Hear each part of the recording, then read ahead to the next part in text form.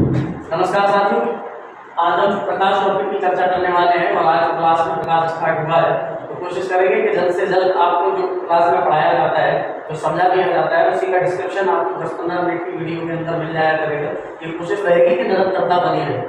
तो शुरुआत करते हैं इसकी प्रकाश टॉपिक। तो देखो, सबसे पहली बात यही है कि हम किसी भी टॉपिक के अंदर जाने से पहले ही हमें समझ लेना जरूरी होता है उस टॉपिक का जो नाम है वो नाम क्यों है, यानी उसका अर्थ समझना जरूरी है। तो सबसे पहले हम ये चर्चा करेंगे कि प्रकाश क्या है यानी लाइट क्या है।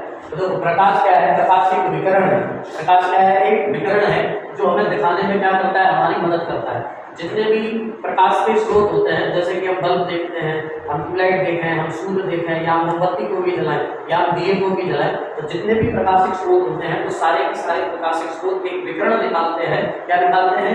विकिरण निकालते हैं। और वही विकिरण जब किसी वस्तु से टकराती है या कहीं कि किसी व्यक्ति से टकराती है तो उससे टकरा कर वापस हमारी आंखों तक आती है, तो कोई चीज को क्या कर पाते हैं, देख पाते हैं। तो कहने का मतलब ये कि प्रकाश एक प्रकार की विकिरण है, किसी की वजह से हम क्या कर पाते हैं, देख पाना हमारा संभव हो पाता है। तो हम जो ये कह रहे थे कि कोई भी प्रकाशिक स्रोत होता है जहाँ से वो विकिरण का उत्सर्जन करता है। यहाँ पर तो शब्द का प्रयोग कर रहे हैं उत्सर्जन का, परावर्तन शब्द का प्रयोग नहीं कर रहे हैं, हम कह रहे हैं उत्सर्जन होता है। तो यही उत्सर्जित जो विकिरण होती है तो ये टकराती है किसी वस्तु से, किसी व्यक्ति से, और टकरा कर वापस हमारी आंखों तक आती है और हमें वो वस्तु दिखाई देने लगती है। इसलिए हमने यहाँ पर लिखा है कि प्रकाश एक विकिरण है जो हमें दिखाने में क्या करता है, हमारी मदद करता है। अब दूसरी बात यह है कि विकिरण तो है, लेकिन हमने एक चीज और भी देखी है। जैसे सूर्य से जो प्रकाश आता है उस प्रकाश को हम क्या करते हैं, विद्युत ऊर्जा में बदल लेते हैं। इसके अलावा अगर हम सोलर कुकर जो होता है उस सोलर कुकर में हम अपना खाना बना लेते हैं, तो कहने का मतलब हम कहीं ना कहीं इस प्रकाश का कोई कार्य इस प्रकाश से हम ले लेते हैं। और जब हम कार्य लेते हैं तो वो कार्य जिस वजह से होता है उसे ऊर्जा कहते हैं। उसे क्या कहते हैं? ऊर्जा। तो इसका मतलब प्रकाश एक ऊर्जा भी है। प्रकाश क्या है? ऊर्जा भी है, यानी प्रकाश विकिरण भी है और प्रकाश ऊर्जा भी है। तो इसको अपन एक शब्द में क्या बोलेंगे कि प्रकाश एक विकिरण ऊर्जा है। प्रकाश क्या है? एक विकिरण ऊर्जा है। दोनों को मिला के क्या बोलेंगे कि प्रकाश एक विकिरण ऊर्जा है।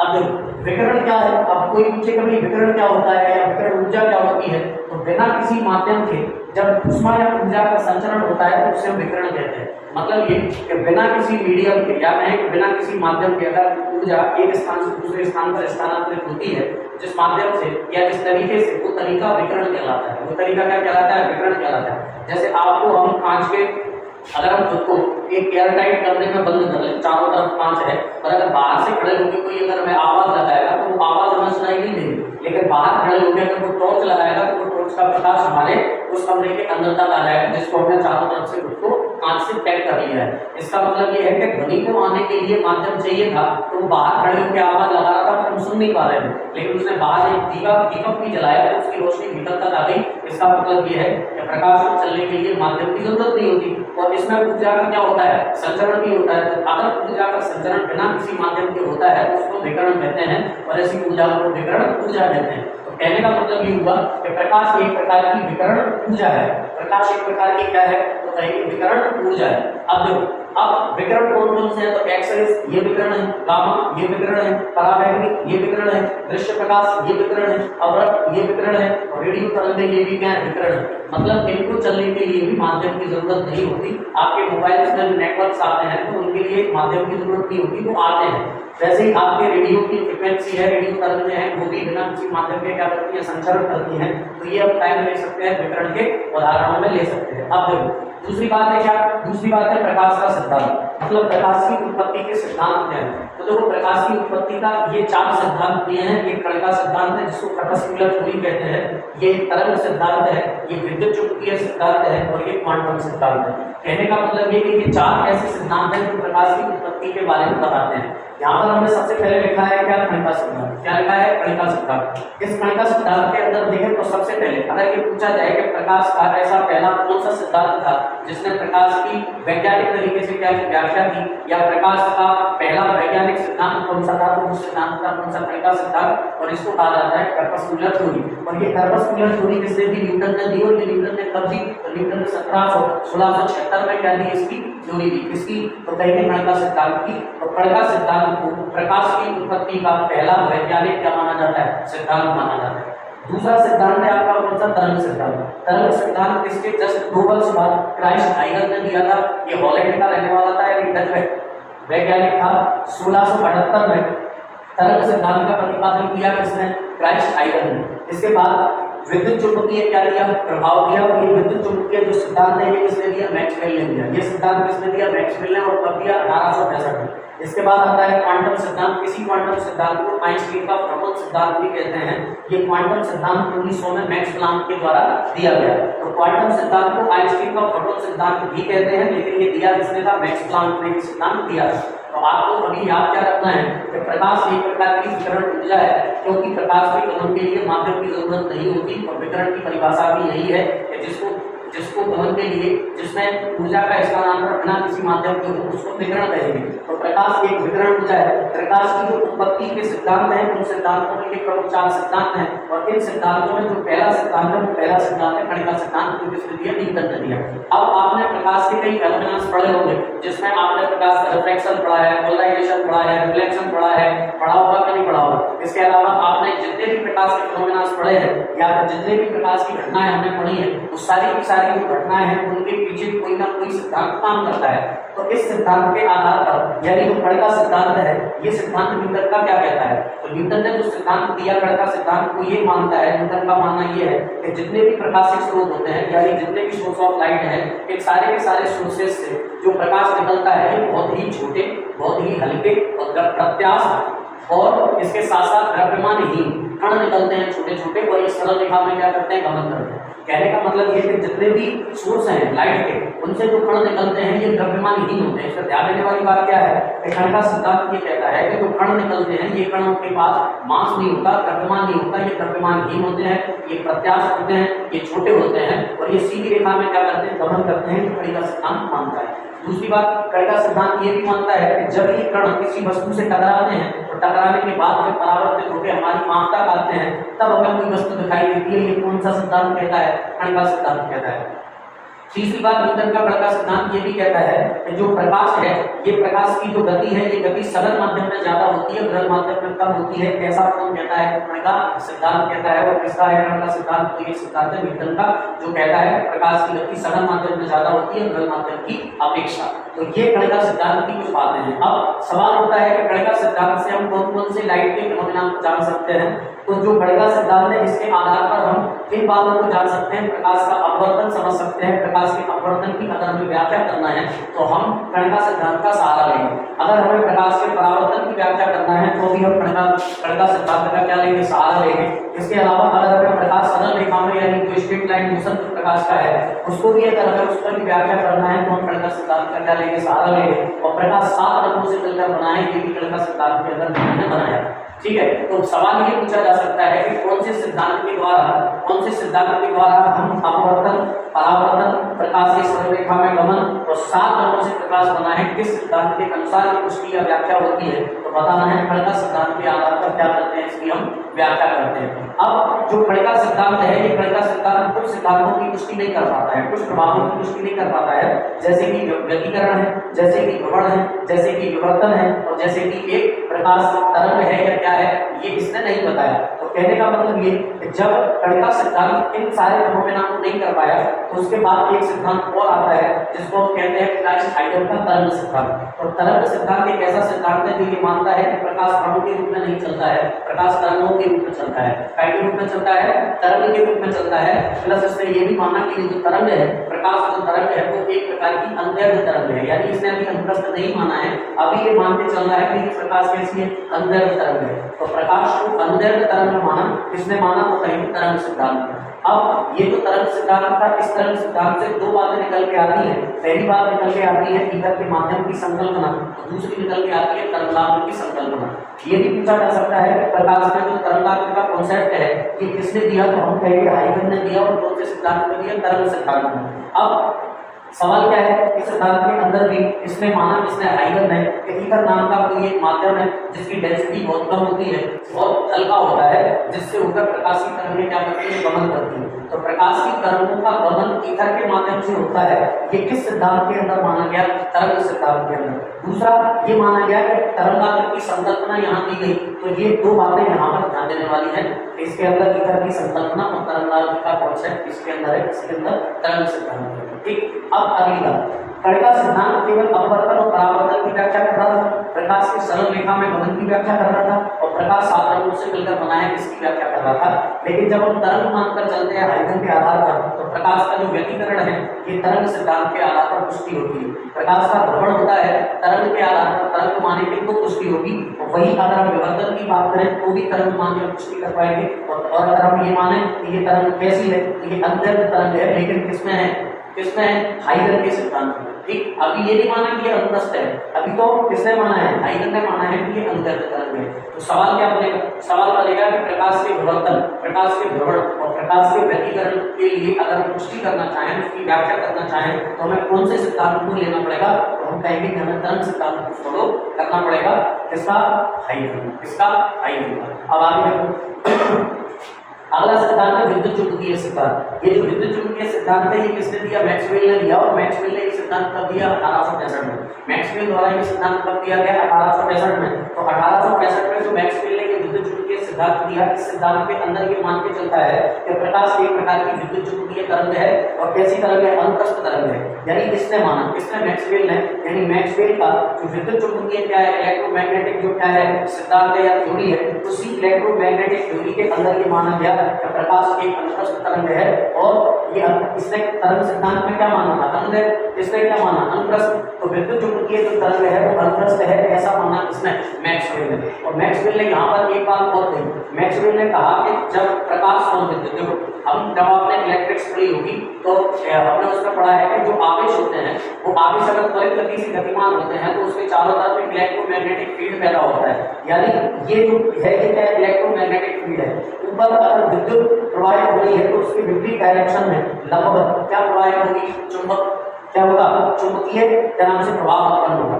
अगर ऊपर के डायरेक्शन में विद्युतीय प्रभाव है तो नीचे चुंबकीय प्रभाव पैदा होगा, दोनों का डायरेक्शन एक दूसरे के विपरीत होगा, लंबवत होगा, और इन दोनों के प्रभाव से ही तरंग क्या करती है? गति करती है। ऐसा माना किसने? विद्युत चुंबकीय प्रभाव है किसने?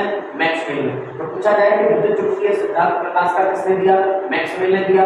मैक्सवेल क्या मानता है कि प्रकाश एक अनुप्रस्थ तरंग है।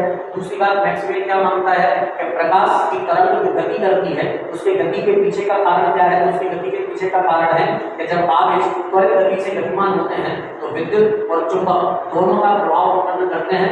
विद्युत और चुंबकीय प्रभाव एक दूसरे के लंबवत और विपरीत डायरेक्शन में होते हैं, और इसी प्रभाव के कारण जो तरंग है प्रकाश की वो क्या करती है? गति करती है। ऐसा किसने कहा? विद्युत चुंबकीय प्रभाव में किसने? मैक्सवेल ने। अब अगला है देखो क्या? क्वांटम सिद्धांत। अब क्वांटम सिद्धांत किसने दिया? 1900 में दिया, मैक्स प्लांक ने दिया। ये क्वांटम क्या है? ये भी ये मानता है कि जो प्रकाश है कि प्रकाश जो प्रकाशिक स्रोत है उन प्रकाशिक स्रोतों से सतत रूप से ये प्रवाहित नहीं होता है, बल्कि ये छोटे छोटे कणों के रूप में प्रवाहित होता है, या छोटे छोटे कणों के रूप में क्या होता है? आगे बढ़ता है, और ये पैकेट्स होते हैं जिनके रूप में ये आगे बढ़ता है। इन पैकेट्स को नाम दिया गया क्वांटम। मतलब ये मानता है, मान लो अगर ये कोई प्रकाशिक स्रोत है तो यहाँ से जब प्रकाश आगे बढ़ेगा तो ये पैकेट्स के रूप में आगे बढ़ेगा, निरंतर आगे नहीं बढ़ेगा। इसी पैकेट को नाम दिया गया क्वांटम। इसी पैकेट को नाम क्या दिया? क्वांटम। क्वांटम नाम दिया गया इस पैकेट को, और ये सिद्धांत किसने दिया? मैक्स प्लांक ने दिया। इसी पैकेट को आइंस्टीन ने नाम दिया फोटोन। आइंस्टीन ने नाम क्या दिया? फोटोन। और क्वांटम सिद्धांत को स्वीकार किया, इसको मान्यता दी, और इसी पैकेट्स को या इसी क्वांटम्स को उसने क्या बोला?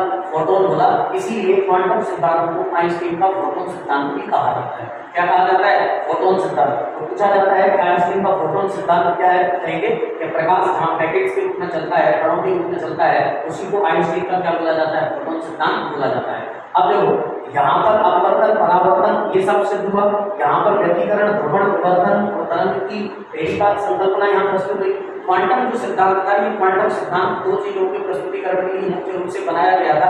बाकी इसके अलावा और भी फेनोमेना की पुष्टि हम यहाँ से करते हैं, लेकिन मुख्य रूप से प्रकाश का जो क्रॉम्पटन प्रभाव है, प्रकाश का जो विद्युत चुंबकीय प्रभाव है, फोटो इलेक्ट्रिक इफेक्ट है, इसको प्रूफ करने के लिए, इसको सिद्ध करने के लिए क्वांटम सिद्धांत की क्या की गई? या क्वांटम सिद्धांत लाया गया मैक्स प्लांक के द्वारा। अगर ये पूछा जाए कि नाम से क्वांटम सिद्धांत किस लिए लाए, तो क्रॉम्पटन प्रभाव और प्रकाश का विद्युत जो प्रकाश विद्युत प्रभाव है उसकी इसकी पुष्टि करने के लिए क्वांटम सिद्धांत आया और इस क्वांटम सिद्धांत को लाने वाला कौन है? Max Planck. कौन है?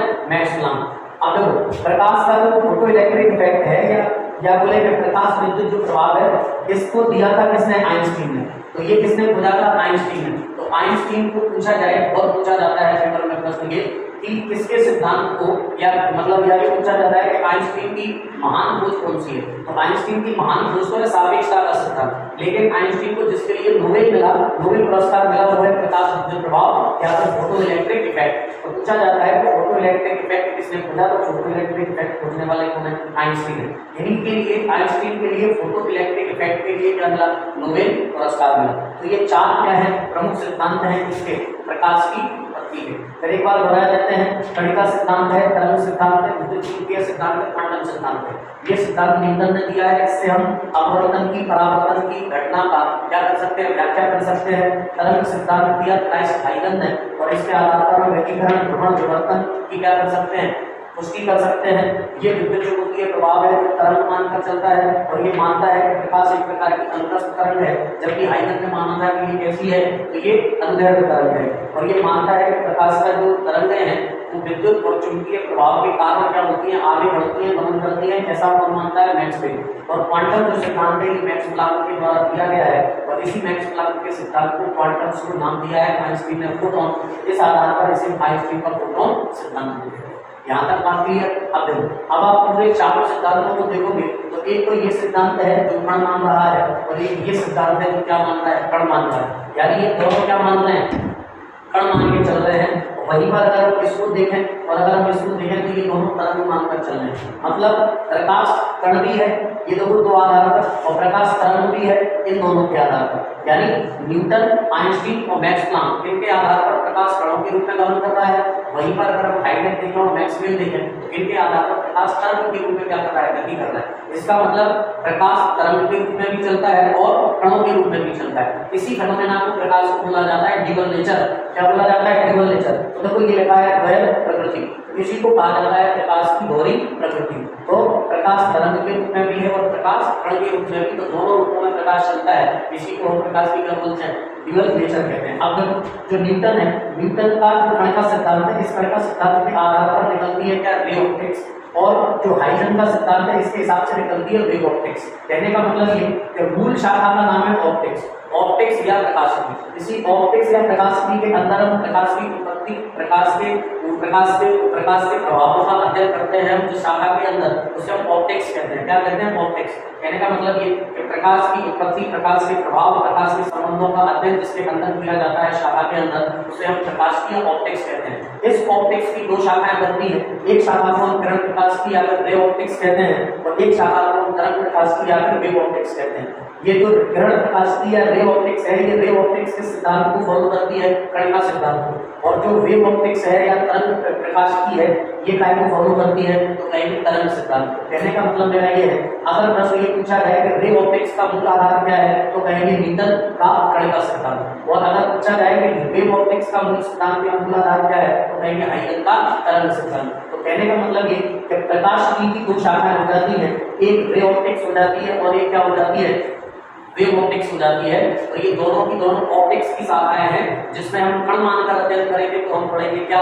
Ray optics. और अगर हम तरंग मानकर अध्ययन करेंगे तो हम पढ़ेंगे क्या? Wave optics. ठीक। तो देखो, जब आप किरण प्रकाश की या रे ऑप्टिक्स पढ़ोगे तो आप इन चीजों को पढ़ोगे और जब आप उसको तरंग मानोगे तो आप सारी इन चीजों को क्या करोगे? पढ़ोगे। तो ये आपको यहाँ पर याद रखना है। पूछा जा सकता है सवाल कि अगर हम प्रकाश का व्यक्तिकरण, भ्रमण विवर्तन जैसी घटनाओं को देखना चाहें तो हमें काय में मिलेगी? रे ऑप्टिक्स में या वेव ऑप्टिक्स में? तो उत्तर होगा वेव ऑप्टिक्स में। इसमें मिलेगा उत्तर हमें वेव ऑप्टिक्स में। क्लियर? तो जहां तक ये बात है, आप देखो यहाँ पर हमने कहा कि प्रकाश तरंग भी है, प्रकाश क्या है? कण भी है। इस आधार पर प्रकाश कैसी प्रकृति हो गई? द्वैत प्रकृति। अब ये सबको पता है कि द्वैत प्रकृति है प्रकाश की, लेकिन हमें याद ये रखना है कि द्वैत प्रकृति कहने वाला व्यक्ति कौन था और कब से इसको द्वैत प्रकृति माना जाता है। तो 1924 से पहले प्रकाश को, प्रकाश की प्रकृति के बारे में ये नहीं माना जाता था कि प्रकाश दोहरी प्रकृति का है, लेकिन 1924 से ये माना गया। 1924 से अब तक ये माना जाता है कि प्रकाश ड्यूअल नेचर रखता है और ये बताने वाला जो पहला व्यक्ति है उसका नाम है डी ब्रोगली। क्या नाम है? De Broglie. ये महत्वपूर्ण बात है, आप याद रखें। 1924 से पहले ये तय नहीं था कि प्रकाश एकल प्रकृति रखता है या दोहरी प्रकृति रखता है। ये तय कब से हुआ? तो ये 1924 से तय हुआ कि प्रकाश एक दोहरी प्रकृति रखता है, यानी कण के रूप में भी चलता है और तरंग के रूप में भी चलता है। लेकिन ये बताने वाला कौन है? तो बताने वाले व्यक्ति का नाम है कौन? De Broglie. बताने वाले व्यक्ति का नाम क्या है? De Broglie. देखो ये लिखा है क्या है? De Broglie. इसने सबसे पहले बताया कि प्रकाश कैसा है? दोहरा नेचर रखता है। ठीक, अब देखो अगली बात है प्रकाश की क्या उत्पत्ति कैसे होती है। तो देखो जब आप किसी भी वस्तु को हीट देते हैं या उसके टेम्परेचर को बढ़ाते हैं, जब अत्यधिक टेम्परेचर हो जाता है तो वो क्या करने लगता है? प्रकाश उत्पन्न करने लगता है। उत्पत्ति कैसे होती है? तो लिखा है कि ताप बढ़ाने पर या ऊष्मा प्रदान करने पर प्रकाश की क्या होती है? उत्पत्ति होती है। प्रायः यही होता है कि जब आप हीट दोगे तब प्रकाश की उत्पत्ति होगी। ये आपने अपने घरों में प्रयोग करके भी देखा होगा। और हर एक प्रकाश का जो रंग होता है उसके टेम्परेचर पर क्या करता है? टेम्परेचर को प्रदर्शित करता है, टेम्परेचर को बताता है। क्लियर? तो ये होगी क्या बात? प्रकाश की उत्पत्ति की। अब देखो अगला है प्रकाश के लक्षण। यहाँ पर भी हमें कुछ बातें ध्यान देना है कि प्रकाश के लक्षण क्या है। तो देखो प्रकाश हमेशा सीधी रेखा में क्या करता है? गमन करता है। प्रकाश सीधी रेखा में क्या करता है? गमन करता है। और इसमें कोई नई बात हमने आपको नहीं बताई है, आपको बताया कि प्रकाश सीधी रेखा में गमन करता है। दूसरी बात है कि प्रकाश के लिए माध्यम की आवश्यकता नहीं होती। ये बात हम पहले बता चुके हैं। प्रकाश एक प्रकार की विकिरण है, विद्युत चुंबकीय तरंग है, अनुप्रस्थ तरंग है।